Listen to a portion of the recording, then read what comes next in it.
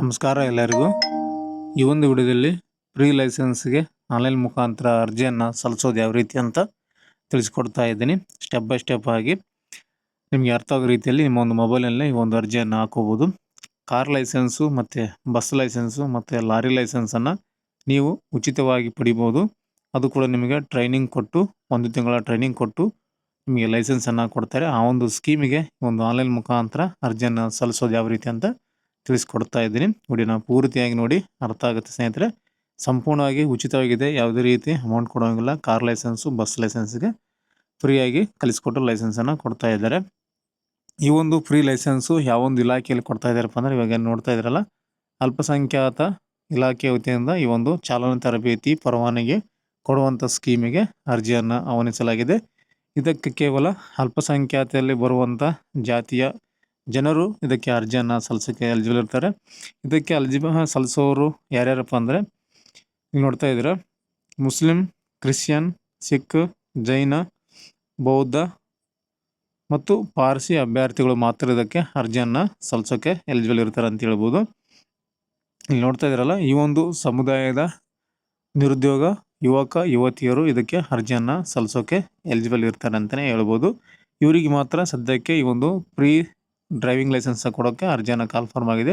ಮುಂಬರುವ ದಿನಗಳಲ್ಲಿ ಬೇರೆ ಬೇರೆ ಸಮುದಾಯ SC ST OBC ಎಲ್ಲರಿಗೂ ಕೂಡ ಅರ್ಜಿ ಆಹ್ವಾನ ಆಗುತ್ತೆ. ಸದ್ಯಕ್ಕೆ ಇವರಿಗೆ ಮಾತ್ರ ಅರ್ಜಿ ಕರೆದಿರೋದು. ಇದನ್ನು ಯಾವ ರೀತಿ ಒಂದು ಆನ್ಲೈನ್ ಮುಖಾಂತರ ಅರ್ಜಿಯನ್ನು ಸಲ್ಲಿಸ್ತಾರೆ ಅಂತ ತಿಳಿಸ್ಕೊಡ್ತಾ ಇದ್ದೀನಿ.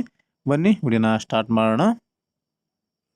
ಮೊದಲಿಗೆ ಗೂಗಲ್ ಸರ್ಚಲ್ಲಿ KSRTC jobs.karnataka.go.in ಅಂತ ಸರ್ಚ್ ಮಾಡಿ. ಸರ್ಚ್ ಮಾಡಿದ ನಿಮಗೆ ಈ ರೀತಿಯಾಗಿ ಬರುತ್ತೆ. ಫಸ್ಟ್ ಲಿಂಕು ಅದನ್ನು ಕ್ಲಿಕ್ ಮಾಡ್ಕೊಳ್ಳಿ. ಕ್ಲಿಕ್ ಮಾಡಿದಾಗ ನಿಮಗೆ ಈ ರೀತಿಯಾಗಿ ಬರುತ್ತೆ ನೋಡಿ. ಕರ್ನಾಟಕ ರಾಜ್ಯ ರಸ್ತೆ ಸಾರಿಗೆ ನಿಗಮ ಈ ಒಂದು ಇಲಾಖೆ ವತಿಯಿಂದ ಮತ್ತು ಮೈನಾರಿಟಿ ಇಲಾಖೆ ವತಿಯಿಂದ ಸಹಯೋಗದೊಂದಿಗೆ ಈ ಒಂದು ಸ್ಕೀಮನ್ನು ಜಾರಿಗೆ ತಂದಿದ್ದಾರೆ. ಓಪನ್ ಮಾಡ್ಕೊಂಡಾಗ ನಿಮಗೆ ಫಸ್ಟ್ನೇ ಲಿಂಕ್ ನಿಮಗೆ ಶೋ ಆಗ್ತಾ ಇದೆ ನೋಡಿ. ಅಲ್ಪಸಂಖ್ಯಾತ ನಿರ್ದೇಶನದಿಂದ ಕರ್ನಾಟಕ ಸರ್ಕಾರದ ಸಹಯೋಗದೊಂದಿಗೆ ಅಲ್ಪಸಂಖ್ಯಾತ ಸಮುದಾಯದ ಅಭ್ಯರ್ಥಿಗಳಿಗೆ ಮುಸ್ಲಿಂ, ಕ್ರಿಶ್ಚಿಯನ್, ಸಿಖ್, ಜೈನ, ಬೌದ್ಧ, ಪಾರ್ಸಿ ಧರ್ಮದವರಿಗೆ ಉಚಿತ ಲಘು ಮತ್ತು ಭಾರಿ ವಾಹನ ಚಾಲನಾ ತರಬೇತಿ ಹಾಗೂ ಪರವಾನಗಿ ವಿತರಣೆ ಅಂತ ಇದನ್ನು ಕ್ಲಿಕ್ ಮಾಡ್ಕೊಳ್ಳಿ. ಕ್ಲಿಕ್ ಮಾಡ್ಕೊಂಡಾಗ ನಿಮಗೆ ಈ ರೀತಿಯಾಗಿ ಬರುತ್ತೆ. ಇದನ್ನು ಕೆಳಗಡೆ ಸ್ಕ್ರಾಲ್ ಡೌನ್ ಮಾಡಿ. ಸ್ಕ್ರಾಲ್ ಡೌನ್ ಮಾಡಿದಾಗ ನಿಮಗೆ ಈ ರೀತಿಯಾಗಿ ಬರುತ್ತೆ. ಅಲ್ಪಸಂಖ್ಯಾತ ಅಭ್ಯರ್ಥಿಗಳು ಉಚಿತ ಲಘು ಭಾರಿ ವಾಹನ ತರಬೇತಿ ಪಡೆಯಲು ಮಾಹಿತಿ ಸಲ್ಲಿಕೆ ಅಂತ ಒಂದೊಂದಾಗಿ ಹೇಳ್ತಾ ಹೋಗ್ತೀನಿ. ಇಲ್ಲಿ ನಿಮಗೆ ಮೊದಲಿಗೆ ನಿಮ್ಮ ಒಂದು ಹೆಸರನ್ನು ಹಾಕ್ಕೊಳ್ಳಿ. ನಿಮ್ಮ ಒಂದು ಆಧಾರ್ ಕಾರ್ಡ್ನಲ್ಲಿ ಯಾವ ರೀತಿ ಇರುತ್ತೆ ಆ ಒಂದು ಹೆಸರನ್ನು ಈ ಒಂದು ಬಾಕ್ಸಲ್ಲಿ ಫಿಲ್ ಮಾಡಿ. ಆನಂತರ ತಂದೆ ಹೆಸರನ್ನು ಇಲ್ಲಿ ಫಿಲ್ ಮಾಡಿ. ಇಲ್ಲ ನಾವು ಜಸ್ಟು ಫಿಲ್ ಮಾಡೋದಲ್ಲಿ ಕೊಡ್ತಾ ಇದ್ದೀನಿ. ಅದನ್ನು ಮತ್ತೆ ತುಂಬಿಗೇಸಿ ಮತ್ತು ಅದನ್ನು ಬ್ಲರ್ ಮಾಡಬೇಕಾಗುತ್ತೆ. ಹಾಗಾಗಿ ಏನೇನು ತುಂಬಬೇಕು ಅನ್ನೋದು ತಿಳಿಸ್ಕೊಡ್ತಾ ಇದ್ದೀನಿ. ಅದಾದ ನಂತರ ಇಲ್ಲಿ ಡೇಟ್ ಆಫ್ ಬರ್ತನ್ನು ಸೆಲೆಕ್ಟ್ ಮಾಡ್ಕೊಳ್ಳಿ. ಹುಟ್ಟಿದ ದಿನಾಂಕ ಅಂತಿದೆ ನೋಡಿ, ಇದನ್ನು ಸೆಲೆಕ್ಟ್ ಮಾಡ್ಕೊಳ್ಳಿ. ನಿಮ್ಮ ಒಂದು ಡೇಟ್ ಏನಿದೆ ಆಧಾರ್ ಕಾರ್ಡ್ನಲ್ಲಿ ಅದೇ ರೀತಿಯಾಗಿ ಡೇಟ್ ಆಫ್ ಬರ್ತ್ ಹಾಕ್ಕೊಳ್ಳಿ. ಅದ ನಂತರ ಜಾತಿ ಅಥವಾ ಧರ್ಮ ಕಾಲಮ್ ಇದೆ ನೋಡಿ. ಜಾತಿ ಅಥವಾ ಧರ್ಮ ಕಾಲಮ್ನಲ್ಲಿ ಯಾವೊಂದು ಧರ್ಮಕ್ಕೆ ಯಾವೊಂದು ಜಾತಿಗೆ ಸೇರಿದವರಾಗಿದ್ದೀರಾ ಅಂತ ಇಲ್ಲಿ ಕೇಳುತ್ತೆ. ಮುಸ್ಲಿಮು, ಕ್ರಿಶ್ಚಿಯನ್ನು, ಸಿಖ್, ಜೈನ, ಬೌದ್ಧ, ಪಾರ್ಸಿ ಅಂತಿದೆ.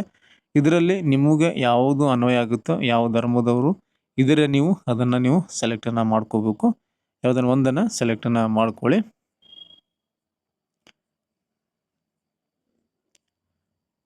ಮಾಡ್ಕೊಂಡಂತ ಇಲ್ಲಿ ಲಿಂಗ ಕೇಳುತ್ತೆ. ಲಿಂಗ ಸೆಲೆಕ್ಟ್ ಮಾಡ್ಕೊಳ್ಳಿ. ಗಂಡು ಹೆಣ್ಣು ಅಂತ ಕೇಳುತ್ತೆ. ಅದಾನಂತರ ದೂರವಾಣಿ ಸಂಖ್ಯೆ ನಿಮ್ಮ ಒಂದು ಚಾಲ್ತಿಯಲ್ಲಿರುವ ಮೊಬೈಲ್ ನಂಬರನ್ನು ಎಂಟ್ರನ್ನ ಮಾಡ್ಕೊಳ್ಳಿ. ಪ್ರೆಸೆಂಟ್ ಯೂಸ್ ಮಾಡ್ತಾ ಇರುವಂಥ ಮೊಬೈಲ್ ನಂಬರ್ನೇ ಹಾಕ್ಕೊಳ್ಳಿ. ಮೊಬೈಲ್ ನಂಬರ್ ಹಾಕಿದ ನಂತರ ಇಮೇಲ್ ID ಕೇಳುತ್ತೆ. ಇಲ್ಲಿ ನಿಮ್ಮ ಒಂದು Gmail ID ಅಥವಾ ಇಮೇಲ್ ID ಹಾಕ್ಕೊಳ್ಳಿ. ಚಾಲ್ತಿಯಲ್ಲಿರುವಂಥ ಇಮೇಲ್ ID ನಿಮ್ಮ ಮೊಬೈಲ್ನಲ್ಲೇ ಲಾಗಿನ್ ಇರುತ್ತಲ್ಲ ಸದ್ಯಕ್ಕೆ Gmail ID, ಆ ಒಂದು ಇಮೇಲ್ ಐಡಿಯನ್ನು ಹಾಕ್ಕೊಳ್ಳಿ. ಅದ ನಂತರ ಆಯ್ಕೆ ಮಾಡಿಕೊಳ್ಳುವ ತರಬೇತಿ ಅಂತಿದೆ. ಇಲ್ಲಿ ಆಯ್ಕೆ ಮಾಡಿಕೊಳ್ಳುವ ತರಬೇತಿಯನ್ನು ಸೆಲೆಕ್ಟನ್ನು ಮಾಡಿಕೊಳ್ಳಿ. ಮಾಡಿಕೊಂಡಾಗ ನಿಮಗೆ ಇಲ್ಲಿ ಲಘು ವಾಹನ ಚಾಲನಾ ತರಬೇತಿ LMV ಅಂತ ಕೊಟ್ಟಿದ್ದಾರೆ. ಲಘು ವಾಹನ ಅಂದರೆ ನಿಮಗೆ ಕಾರ್ ಆಗುತ್ತೆ. ಲೈಟ್ ಮೋಟ್ರ್ ವೆಹಿಕಲ್ ಅಂತ ಅರ್ಥ. LMV ಲೈಟ್ ಮೋಟ್ರ್ ವೆಹಿಕಲ್ ಲಘು ವಾಹನ ತರಬೇತಿ. ಕಾರ್ಗೆ ಅಪ್ಲೈ ಮಾಡ್ತಾಯಿದ್ರು, ಕಾರ್ ಲೈಸೆನ್ಸ್ ಬೇಕಿದ್ದವರು ಇದನ್ನು ಸೆಲೆಕ್ಟ್ ಮಾಡ್ಕೊಳ್ಳಿ. ಭಾರಿ ವಾಹನ ಚಾಲನಾ ತರಬೇತಿ ಹೆವಿ ವೆಹಿಕಲ್ ಅಂತ ಆಗುತ್ತೆ. HPV ನೋಡಿ, HPV ಅಂದರೆ ಲಾರಿ ಬಂತು ಅಥವಾ ಬಸ್ ಬಂತು, ಇದರಲ್ಲಿ ಬರುತ್ತೆ. HPV ಅಂದರೆ ಲಾರಿ ಬಸ್ಸು ಪಡೆದುಕೊಳ್ಳೋರು ಇದಕ್ಕೆ ಸೆಲೆಕ್ಟನ್ನು ಮಾಡ್ಕೊಳ್ಳಿ. ನಾವು ಕಾರ್ ಲೈಸೆನ್ಸಿಗೆ ಹಾಕ್ತೀವಿ ಅಂದರೆ ಮೇಲ್ಗಡೆ LMV ಅಂತಿದೆಯಲ್ಲ ಅದನ್ನು ಸೆಲೆಕ್ಟ್ ಮಾಡ್ಕೊಳ್ಳಿ. ಈ ಒಂದು ವಿದ್ಯಾರ್ಥಿದು ನಾನು LMV ಆಗ್ತಾ ಇದ್ದೀನಿ ಕಾರಿಂದು. ನೀವು ಕೂಡ ನಿಮಗೆ ಬೇಕಾದ ಆಯ್ಕೆ ಮಾಡ್ಕೊಳ್ಳಿ.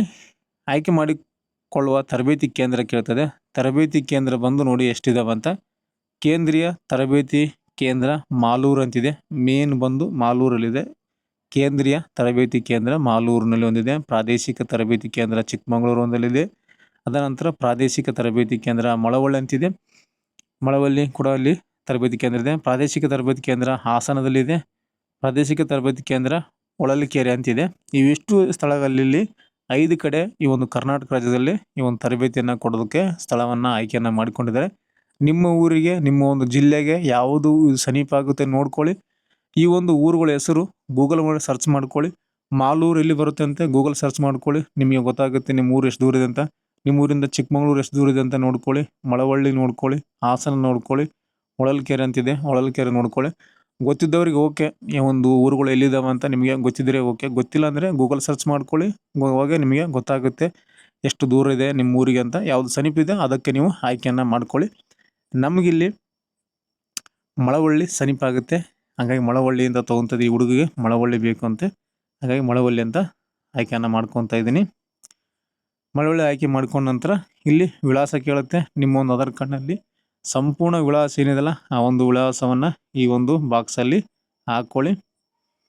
ನಾನಿಲ್ಲಿ ಫಿಲ್ ಮಾಡಿ ತೋರಿಸ್ತಾ ಇಲ್ಲ. ಸೊ ಈ ಒಂದು ಬಾಕ್ಸ್ ಏನಿದೆಯಲ್ಲ ಸಂಪೂರ್ಣವಾದ ಒಂದು ನಿಮ್ಮ ವಿಳಾಸವನ್ನು ಹಾಕ್ಕೊಳ್ಳಿ. ವಿಳಾಸ ಹಾಕಿದಂತ ಮತ್ತೆ ಕೆಳಗಡೆ ಸಲ್ಲಿಸಿ ಅಂತಿದೆ ನೋಡಿ. ಈ ಒಂದು ಸಬ್ಮಿಟ್ ಬಟನ್ ಮೇಲೆ ಸಲ್ಲಿಸಿ ಮೇಲೆ ಕ್ಲಿಕ್ ಮಾಡಿ. ನೋಡಿ, ಸಲ್ಲಿಸಿ ಅಂತ ಕೊಟ್ಟ ನಂತರ ನಿಮಗೆ ಈ ರೀತಿಯಾಗಿ ಬರುತ್ತೆ. ಇವರ ಡೀಟೇಲ್ ಸಬ್ಮಿಟೆಡ್ ಸಕ್ಸಸ್ಫುಲ್ಲಿ ಅಂತ ಬಂದಿದೆ. ಈ ರೀತಿಯಾಗಿ ಜಸ್ಟ್ ನಿಮಗೆ ಯಾವುದೇ ರೀತಿ ಒಂದು ಅಪ್ಲಿಕೇಶನ್ ನಂಬರು, ರೆಫರೆನ್ಸ್ ನಂಬರು ಯಾವುದೇ ರೀತಿ ಬರುವುದಿಲ್ಲ.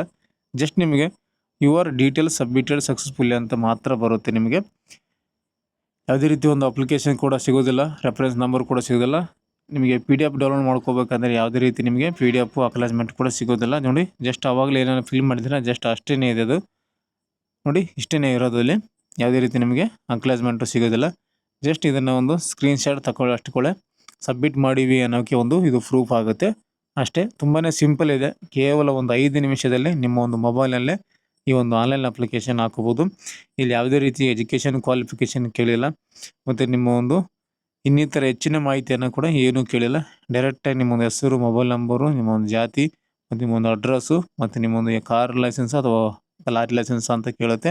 ತರಬೇತಿ ಕೇಂದ್ರವನ್ನು ಕೇಳಿ ನಿಮಗೆ ಡೈರೆಕ್ಟಾಗಿ ಸಬ್ಮಿಟ್ ಮಾಡಿಕೊಂಡ್ರೆ ನಿಮಗೆ ಡೈರೆಕ್ಟಾಗಿ ಸಬ್ಮಿಟ್ ಆಗುತ್ತೆ. ಇದು ನಿಮ್ಮ ಒಂದು KSRTC ಅವರ ಇಲಾಖೆಗೆ ಮತ್ತು ಅಲ್ಪಸಂಖ್ಯಾತರ ಇಲಾಖೆಗೆ ಇದು ಡಾಕ್ಯುಮೆಂಟ್ ಸಬ್ಮಿಟ್ ಆಗುತ್ತೆ.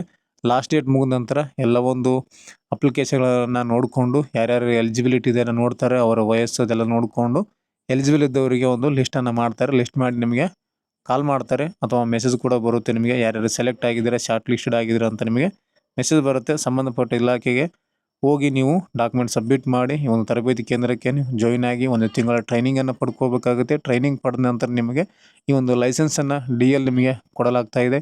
ಇದರ ಜೊತೆಗೆ ಊಟ ವಸತಿ ಜೊತೆಗೆ ನಿಮಗೆ ಈ ಒಂದು ತರಬೇತಿಯನ್ನು ಕೊಡಲಾಗ್ತಾ ಇದೆ. ತರಬೇತಿ ವೇಳೆಯಲ್ಲಿ ನಿಮಗೆ ಸಂಪೂರ್ಣವಾದ ಉಚಿತ ಒಂದು ಊಟ ವ್ಯವಸ್ಥೆ ಇರುತ್ತೆ, ಮತ್ತು ಹಾಸ್ಟೆಲ್ ವ್ಯವಸ್ಥೆ, ರಾತ್ರಿ ನೈಟ್ ನಿಮಗೆ ಸ್ಟೇ ಆಗೋದಕ್ಕೆ ಹಾಸ್ಟೆಲ್ ವ್ಯವಸ್ಥೆ ಕೂಡ ಮಾಡಲಾಗಿರುತ್ತೆ.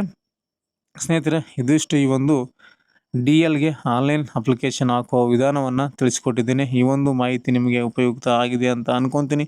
ಇದು ರಿಲೇಟೆಡ್ ಆಗಿ ಏನಾದರೂ ಸಮಸ್ಯೆಗಳಾಗ್ತಾ ಇದ್ದಲ್ಲಿ, ಅಪ್ಲಿಕೇಶನ್ ಹಾಕುವಾಗ ಏನಾದರೂ ಡೌಟ್ಸ್ಗಳು ಇದ್ದರೆ, ಏನಾದರೂ ಮಾಹಿತಿ ಬೇಕು ಅಂದರೆ ಕಮೆಂಟ್ ಮಾಡಿ. ಕಮೆಂಟಲ್ಲಿ ನಿಮಗೆ ಉತ್ತರವನ್ನು ಕೊಡ್ತೀನಿ ಅಂತ ಹೇಳ್ತಾ, ನೆಕ್ಸ್ಟ್ ವಿಡಿಯೋದಲ್ಲಿ ಇನ್ನೊಂದು ಉಪಯುಕ್ತ ಮಾಹಿತಿಯೊಂದಿಗೆ ಮತ್ತೊಂದು ವಿಡಿಯೋದಲ್ಲಿ ನಿಮ್ಮನ್ನು ಭೇಟಿ ಆಗ್ತೀನಿ. ಅಲ್ಲಿವರೆಗೂ ನಮ್ಮ ವಿಡಿಯೋಸನ್ನು ನೋಡ್ತಾ ಇರಿ, ಸಪೋರ್ಟ್ ಮಾಡಿ ಅಂತ ಹೇಳ್ತಾ, ಥ್ಯಾಂಕ್ಸ್ ಫಾರ್ ದ ವಾಚಿಂಗ್.